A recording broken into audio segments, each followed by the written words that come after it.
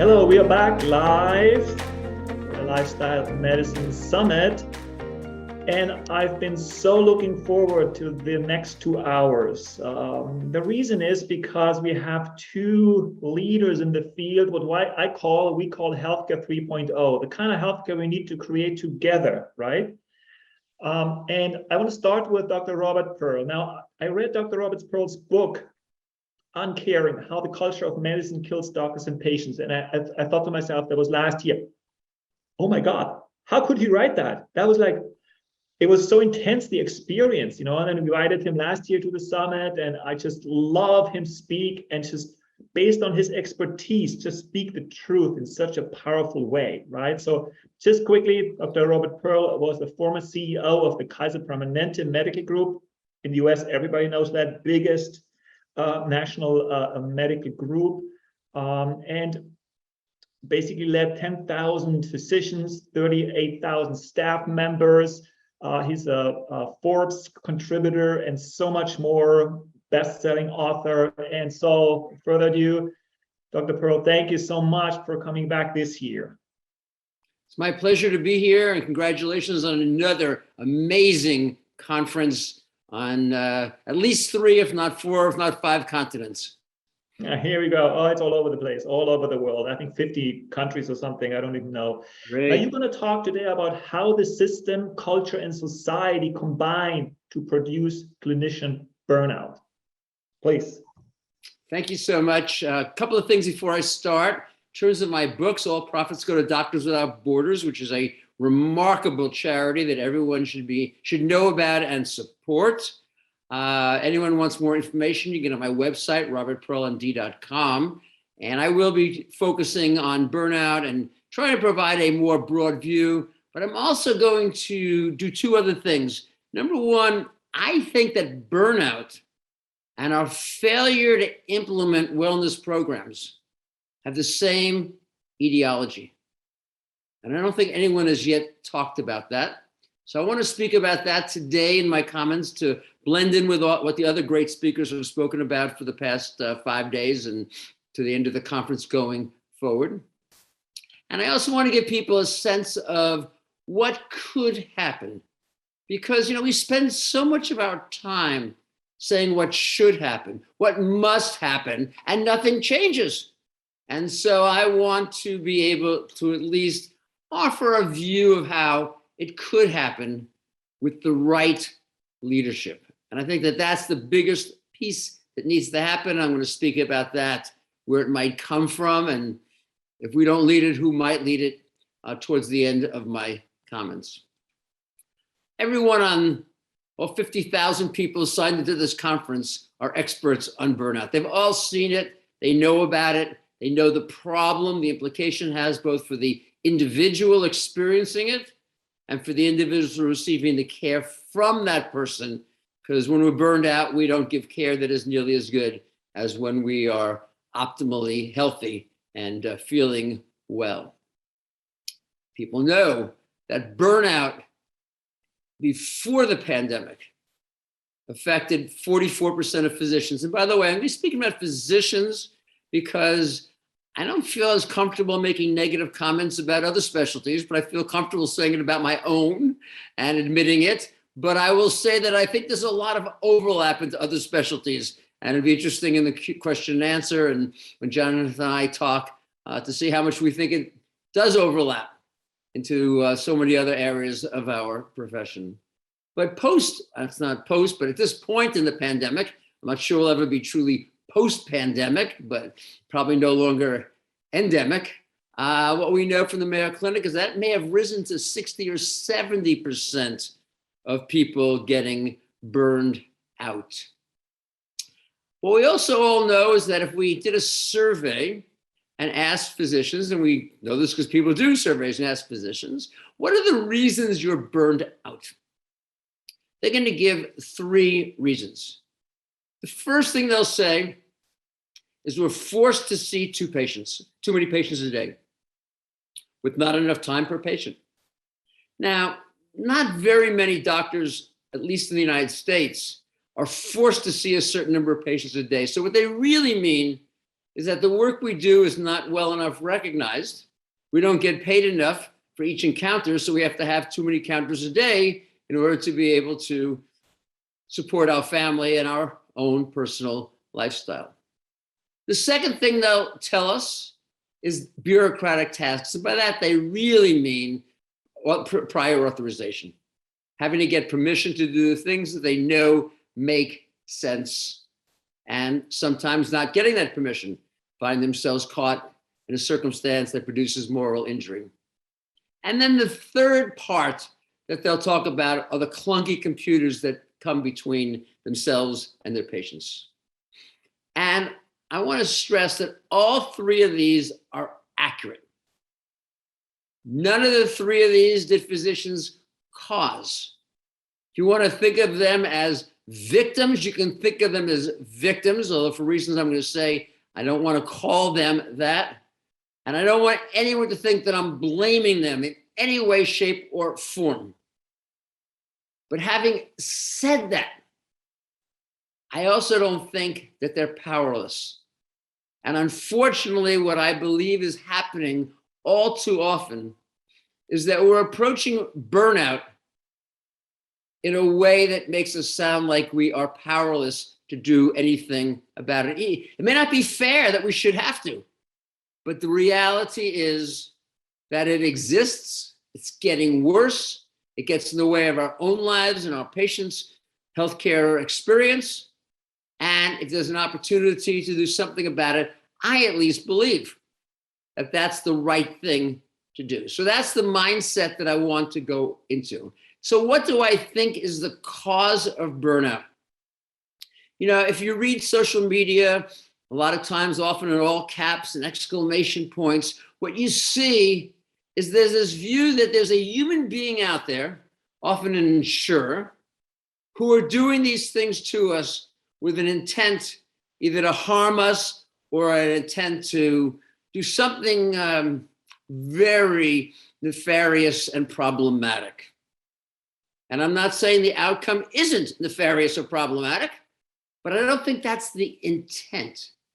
And I don't think it's the common etiology. I think the etiology is the broken healthcare system. And as I said earlier, I think it's that broken healthcare system that is also why, as a nation, we underappreciate wellness. We underappreciate diet, exercise, psychological relaxation. It's why we underappreciate, by the way, primary care as opposed to interventional care. So many of these parts to me all get connected. And what I'd like to do today is be able to speak about the ways that I see them coming together. And that if we're going to solve that, we're going to have to untie the underlying knot that's holding these pieces in place and allow them to flourish and to get born. The American healthcare system most closely resembles a 19th century cottage industry. I mean, it's fragmented. Physicians scattered across the community with other providers around the community, hospitals, they're basically unconnected one to another. They're paid on a piecemeal basis. We call it fee-for-service. The more you do, the more you get paid. Do you ever stop to ask, why don't we get paid more for getting better results? Why do we get paid the same if we do a crummy job or a great job? Because that's just the system that we're in. And as I'll speak about later on, it's the culture. We just accept that that's the way it is. We're paid on a volume. And I think that's a fundamentally problematic piece for a lot of reasons that I'll come to. The third is that we use outdated technology that's not appropriate for today, technology left over from the last century, although actually it's technology from the century before, because the most common way, at least in the United States, that physicians communicate is with a fax machine, an 1834 invention. So those are all of the pieces that are in place for us. But I also think that those are the ones that are in place for the people who are doing the things that we feel are creating the burnout. I mean, think about it. If you're in a fee-for-service system, and by the way, I'm going to be contrasting it with a capitated system. And for those individuals in southern parts of the world who may not know what I mean by that, in capitation, you take a group of physicians, often with a hospital, different specialties, and you give them the accountability to provide the care to a population of patients. If the population they take care of is older or sicker, they'll get more money per person. Younger and healthier, they'll get less money per person. And then they are at risk with an expectation they'll provide great quality and patient satisfaction. And if they can find ways to keep people healthier, to avoid heart attacks, to avoid strokes, to avoid cancer, whether it's through diet, whether it's through exercise, whether it's through preventive services, it doesn't matter, then both they and the patients benefit.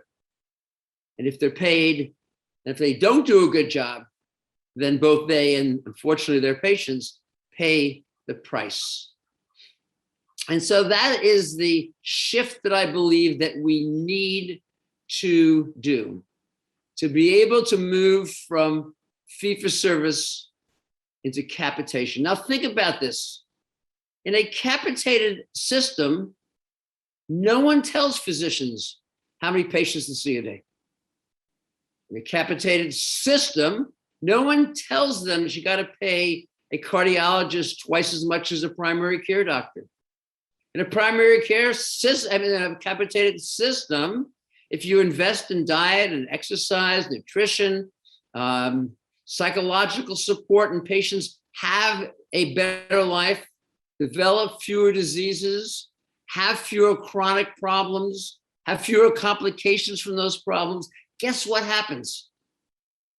You benefit significantly. If you're in a fee-for-service world and you want to earn more money, what do you have to do? See more people a day. And if there's only 12 hours that you're going to work, and I say that not facetiously because I think it's what a lot of people are doing, then you've got to skip on each allocation of minutes to accomplish it.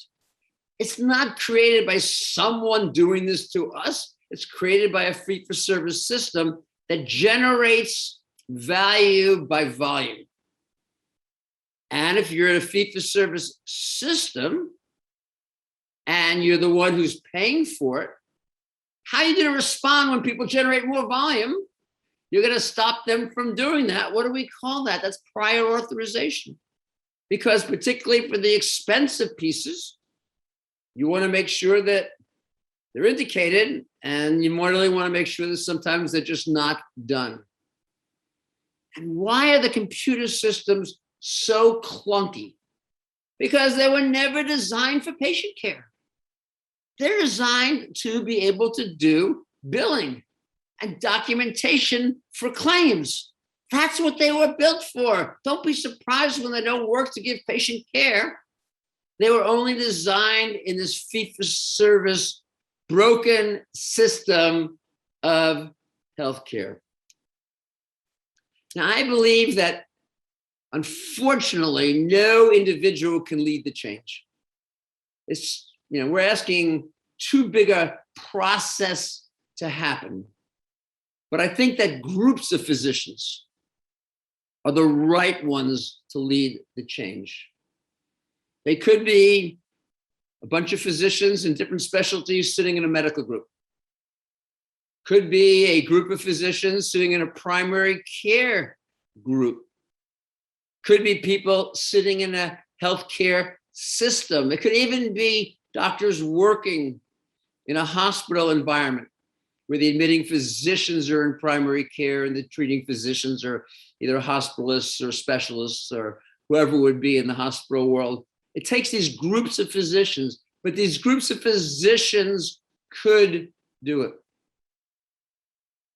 And before we do what I'd like to think of as a thought experiment about what might it look like, I want you to think about the following question.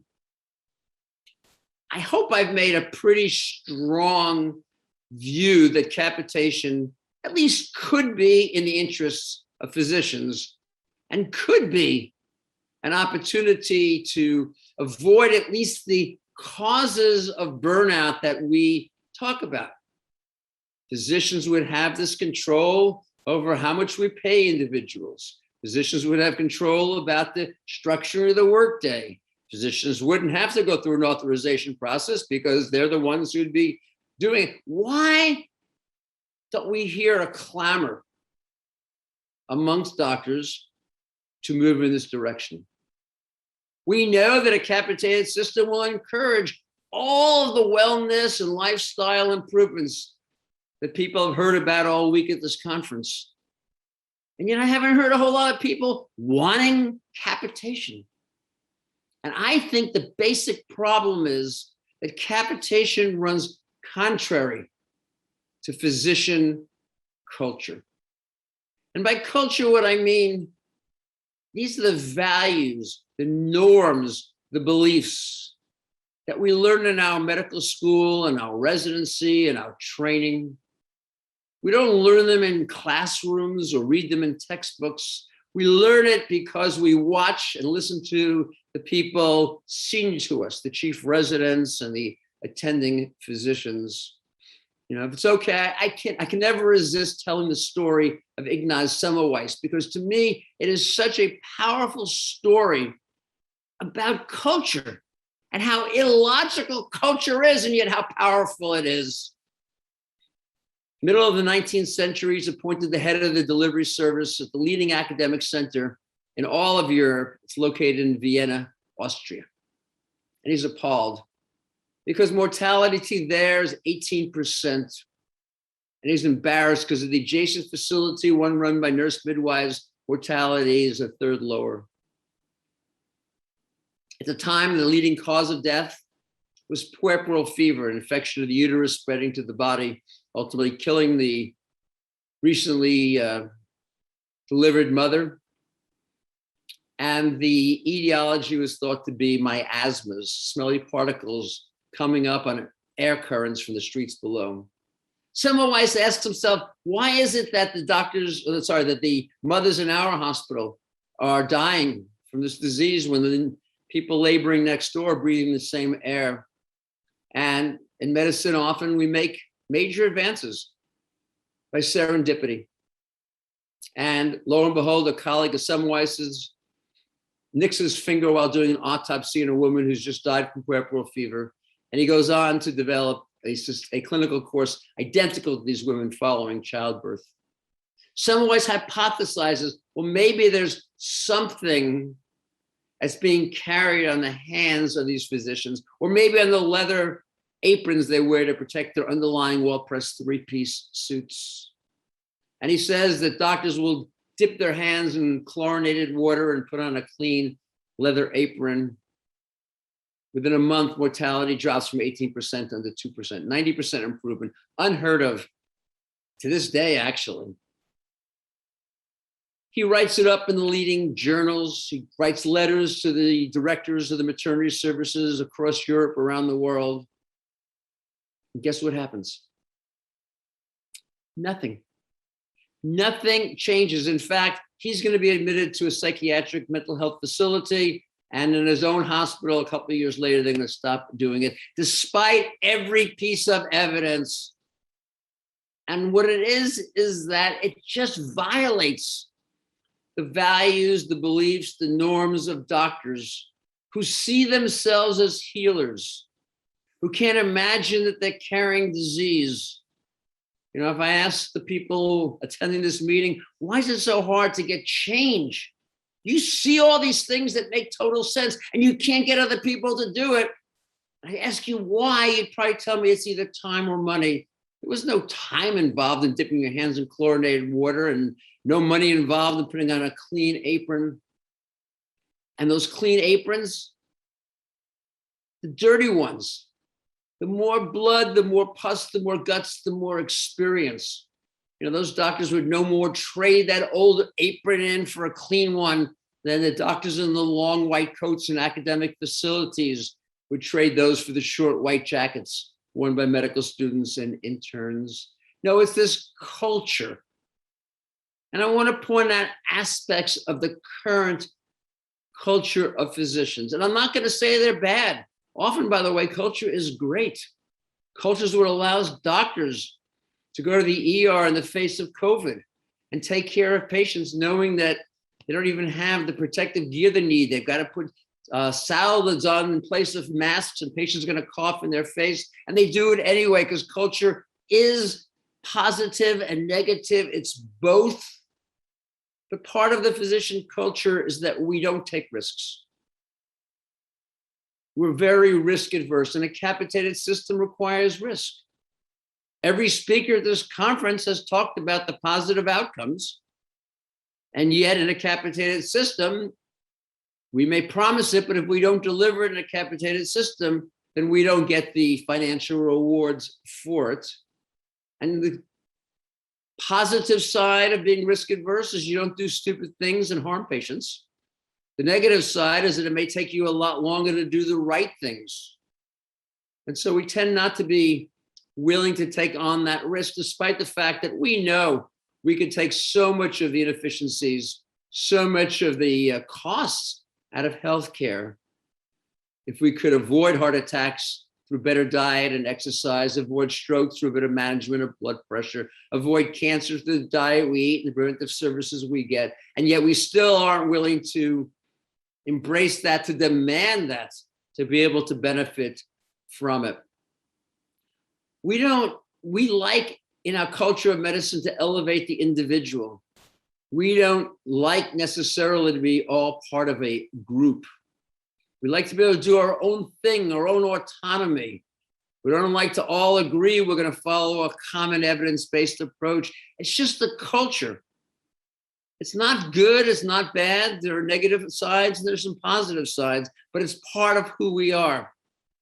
And in a capitated system, when we're all going to be financially responsible, if any of us skip steps, guess what? We have to make sure that no one does. And that means that everyone's got to take care of chronic diseases equally effectively. And we don't always do that. So I think it's the culture that is there. But I also, as you mentioned earlier, believe that there are other things inside the practice of medicine that the same culture adds onto the burnout we feel. But before we go there, I want to talk about, for people who might not have thought about capitation before, imagine how much different a system would be. Imagine if all of us on the line came together. We had a capitated arrangement. And we said, there's so much more we could do for patients. Let's bring someone here from maybe Amazon and see if we could get Alexa to help us provide the care. And all of our patients, remember, we're capitated, so we have a population of patients. We would ask them to interact with Alexa every day. And Alexa, who would have access and be programmed into our electronic health record, could review with them. Maybe it'd be once a week, not every day. Here are the preventive services you still need. Could I schedule them for you? Here are the chronic diseases you have. You have diabetes, and here's the testing that you need so we can assess where you are. Imagine if Alexa, under the guidance of experts like the ones on this panel, not this panel right now, but this 5-day symposium, had built in there opportunities around diet and exercise. Imagine if Alexa reminded our patients every time a medication needed to be taken to take it, and then made sure that it was done, because some of our patients are going to have 7 medications, and there's no way they're going to really be able to keep track of all of that. Imagine in a capitated system, now we look at the data and we say, 1/3 of our patients, because that's the national average, are obese or pre-diabetic or in some way have a major metabolic problem, and we're going to bring that down in half. Imagine if we looked at a hypertension, and we control hypertension across this country 60% of the time. We said we're going to do it 90%. And we're not going to do it 90% just because primary care is going to carry more load, but every physician is going to make sure that it's under control. And maybe we'll give our patients some blood pressure cuffs, electronic ones connected into Alexa, and Alexa could take the data, integrate the data, tell the patient how they were doing, and then notify us should there be a problem sitting in place. Do we not think that we could design a far better healthcare system than we have today? I believe the answer is yes. And do we not believe that in that system that we would have less burnout, more physician, more clinician satisfaction? Do we not believe that we'd have a lot more investment in lifestyle and wellness, and that the beneficiaries of that would be both our patients and ourselves? Because remember, if they change their lifestyle and they lose weight and they exercise more and they eat better and they do all the things that we know increase health, and they don't get heart attacks and strokes and cancer, guess who wins? We and our patients. And yet we don't yet ask for it. So let me touch on a couple of other aspects, which is, I think, inside medicine. One of the things we don't recognize is some of the cultural phenomena.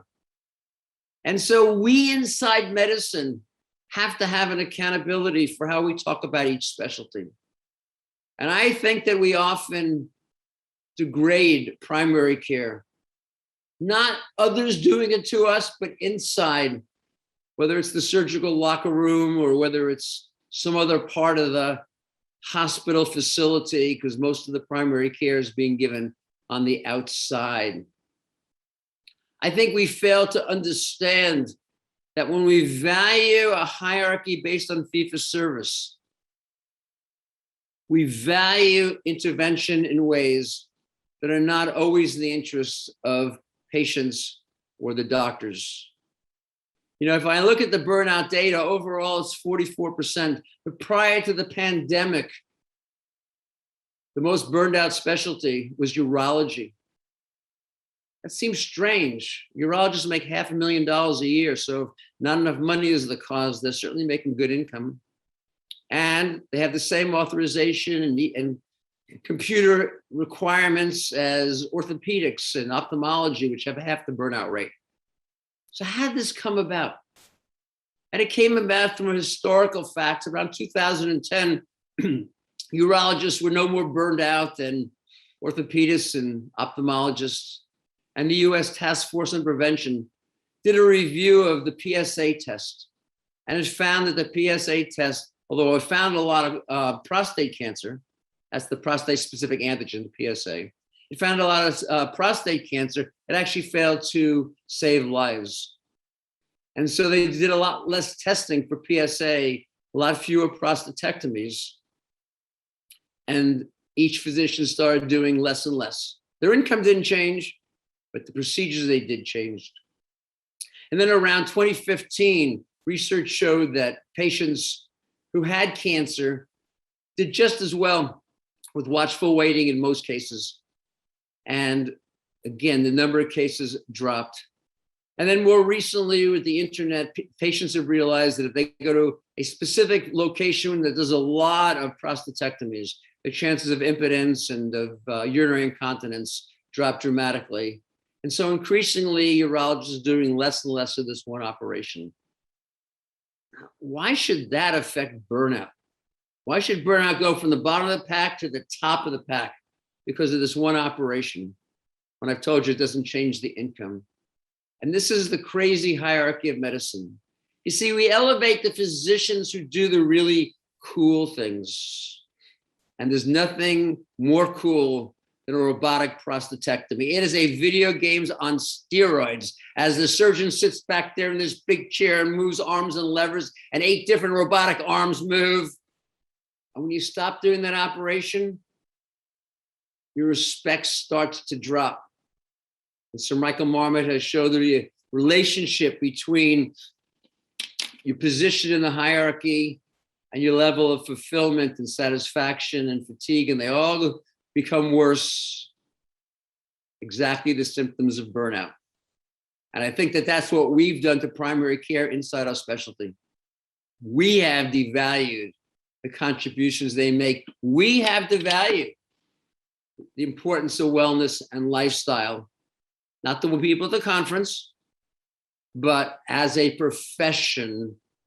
We talk about the neurosurgeon or the cardiologist. We don't talk about the individual who is able to change diet, and get exercise, change weight, and avoid 50% of the strokes or heart attacks or cancers that otherwise would have been.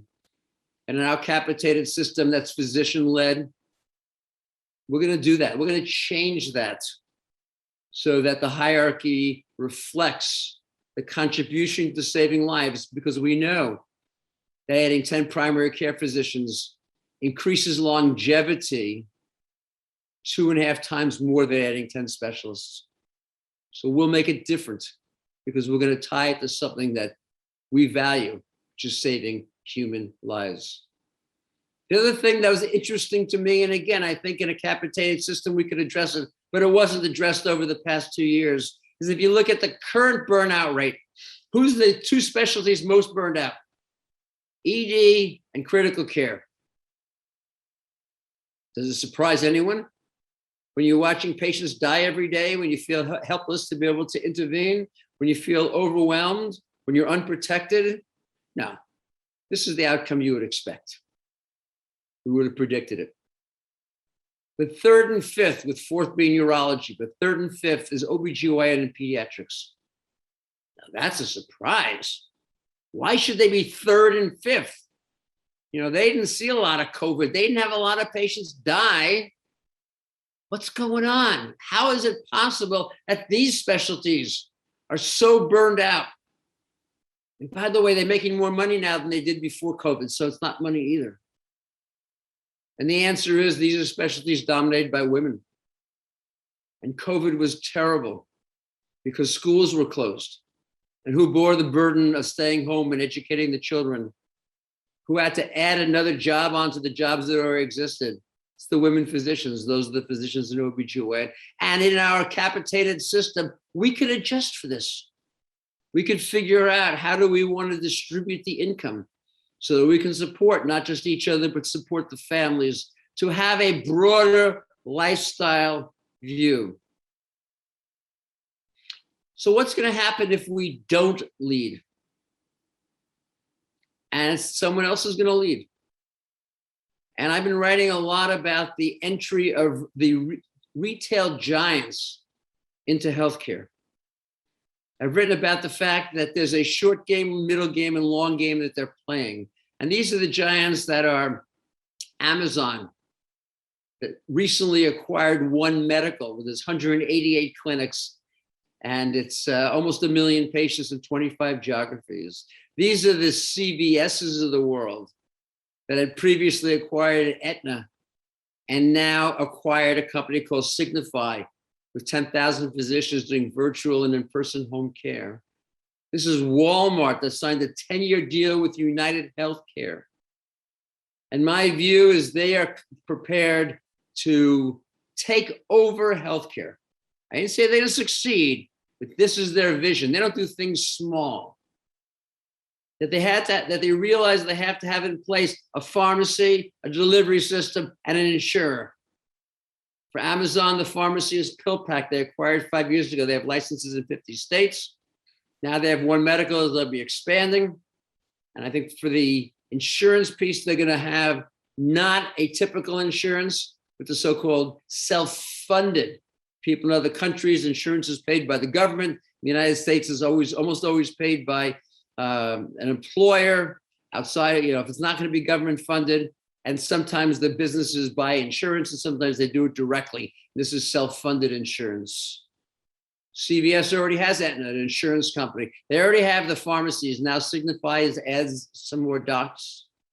And then finally, you look at Walmart, the largest retailer in the world, combining with United Healthcare, the largest insurer in the world. And they got almost everything They have pharmacies. They employ 56,000 physicians. They have retail clinics. They have everything they need to replace all that exists today.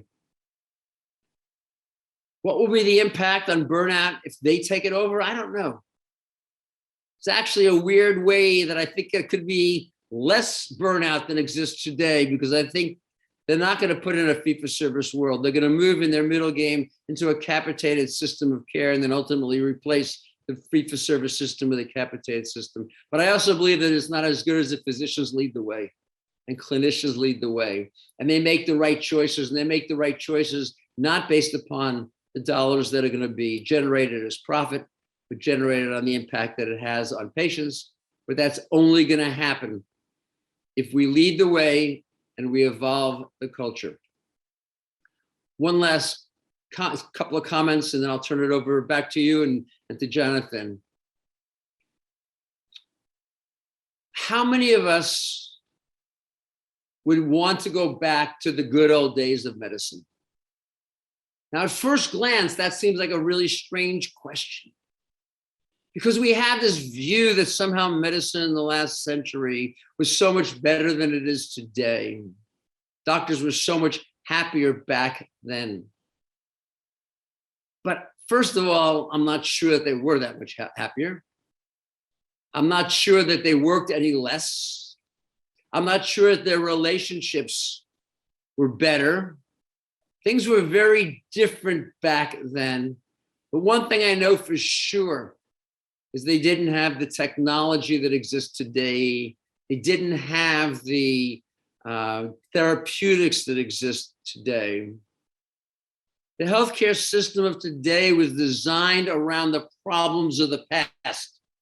In the past, you didn't have chronic disease. You didn't have the tremendous frequency of diabetes and pre-diabetes. You didn't have all the cardiovascular. You didn't have as much hypertension.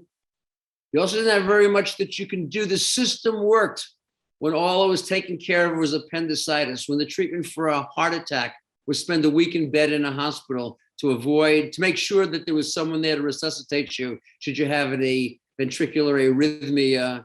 It worked okay when the surgical procedures were appendectomy and cholecystectomy and fracture reduction. It simply doesn't work with the problems that exist today. I think that burnout and the lack of commitment to wellness and to lifestyle medicine by our nation is a reflection of that problem. And I might even label it a disease that afflicts our nation and its caregivers today. And as we do with every medical problem, we first need to make a diagnosis and then address the underlying problem. And I fear that today we're treating the symptoms and not the cause of the disease. Well, I'm sure we'll have a good conversation in the question and answer in my time with Jonathan. So for now, thank you very much. Thank you so much, Dr. Pearl. It was absolutely amazing and so needed.